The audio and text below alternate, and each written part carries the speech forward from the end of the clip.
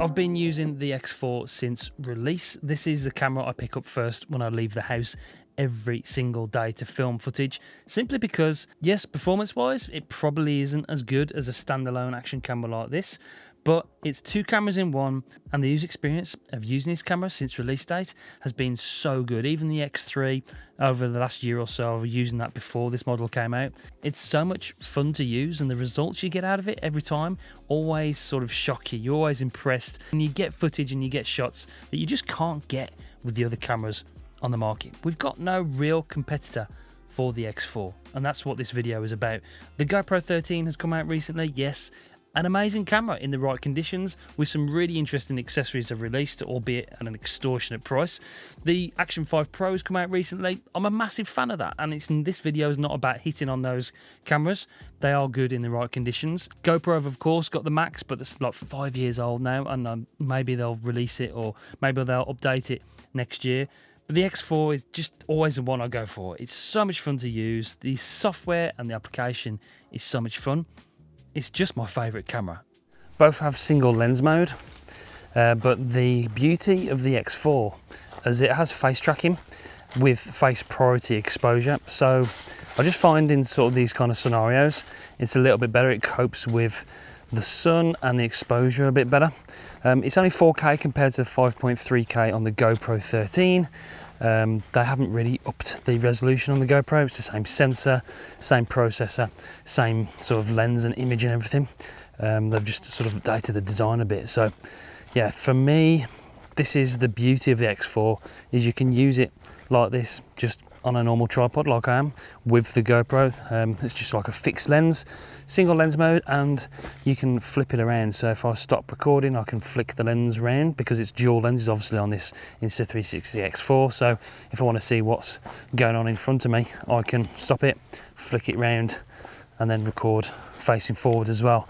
If you want to do that with a GoPro, you've literally got to take it off the mount, twist it around, put it down, start recording. So yeah, not a massive deal obviously, but just having a single lens mode just makes this camera two cameras in one. It's really, really great. It's so versatile for most shooting scenarios. I've been using Insta360 cameras for a few years now, and there's one thing that really stands them apart from other manufacturers, and that is the editing software. The software and the application is super, super easy to use. Gone are the days of editing complicated video.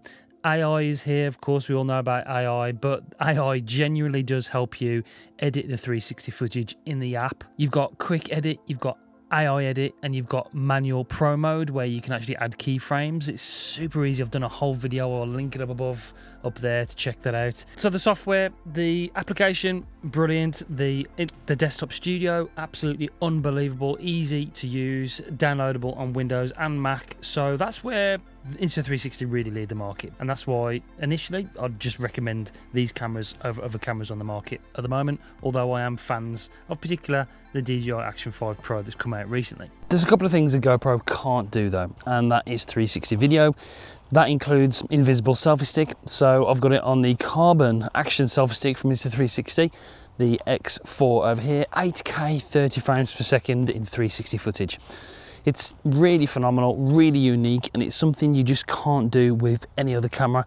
And that's why I think this camera doesn't have any real competitors. There's no other good 360 cameras on the market that I would say even come close to competing with the X4. There are a couple I've tested out in the past, but they just don't have, one, the hardware, two, or the software to actually edit the 360.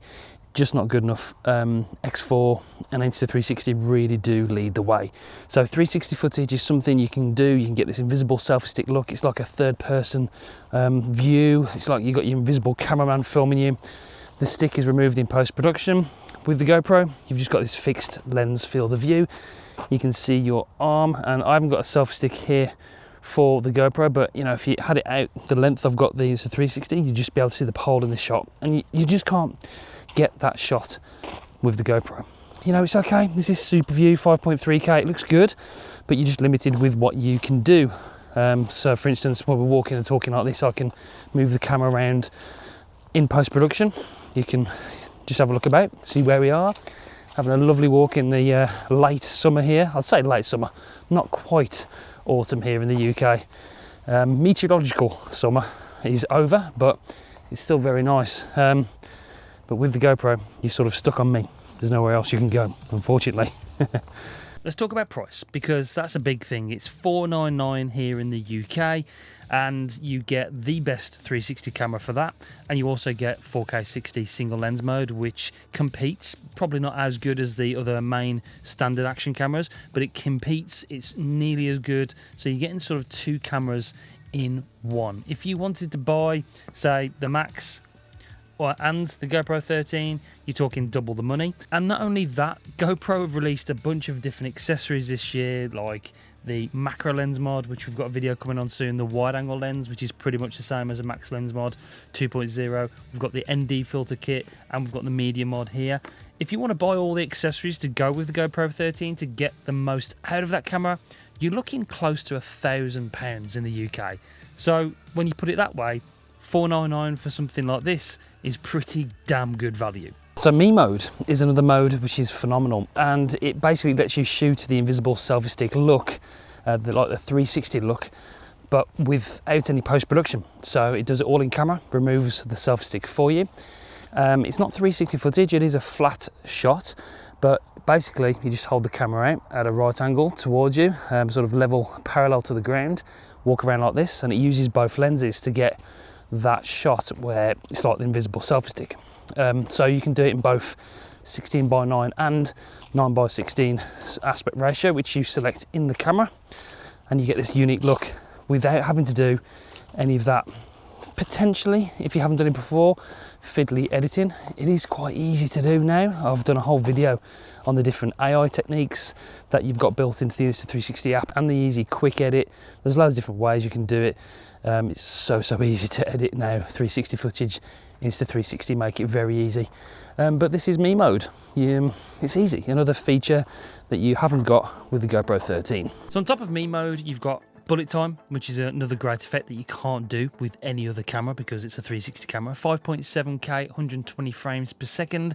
You've also got 11K time-lapse, which stamps all over other cameras on the market. 8K 360 time shift, which is another great effect, much like the time warp you get on the GoPro, but it's 360, so you can move it around as you're walking, as you're just holding the stick up in the air and just move the camera around in post-production.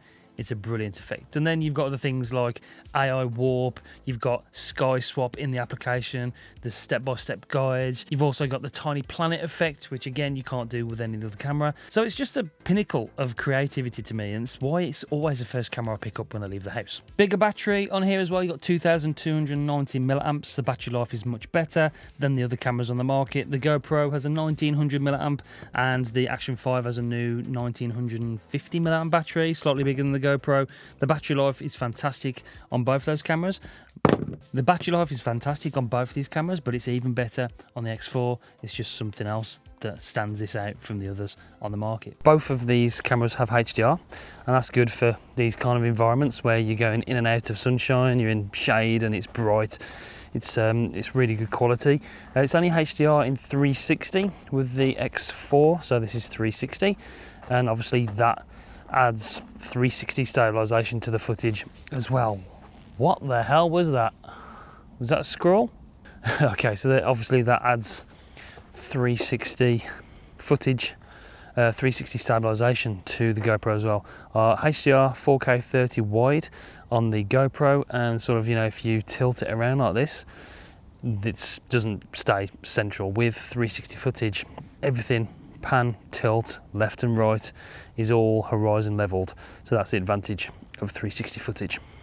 So look, this video is sponsored by Insta360, but this is my personal experience about using the X4 day in, day out since release. This camera is always the first one I pick up when I leave the house. It's as simple as that, just because it's fun, it works, it's easy to use, the user experience is fantastic, the editing software accompanying it is absolutely amazing. Hardware-wise, it's got some improvements to do, I think. Next year we could have replaceable lens guards on here. That's the only weakness of this camera, if there is anything. Apart from that, I just love it. It's so much fun to use. And the other cameras are great. Don't get me wrong, this is not a hard hit on DJI Action 5 Pro. Amazing device. The GoPro 13 in the right conditions is a great camera, and they've released some interesting accessories, albeit at extortionate price this year. But the X4 is my choice. It's the one I'm going to use all of the time, and that is not going to change until these manufacturers catch up, especially in the space of 360 footage. Okay, that's it for this one. I hope it helped. If you've got any questions whatsoever, let me know in the comments down below. I'll be happy to help and happy to answer as many as I can. That's it for this one. I'll see you soon. Thanks, guys. Bye.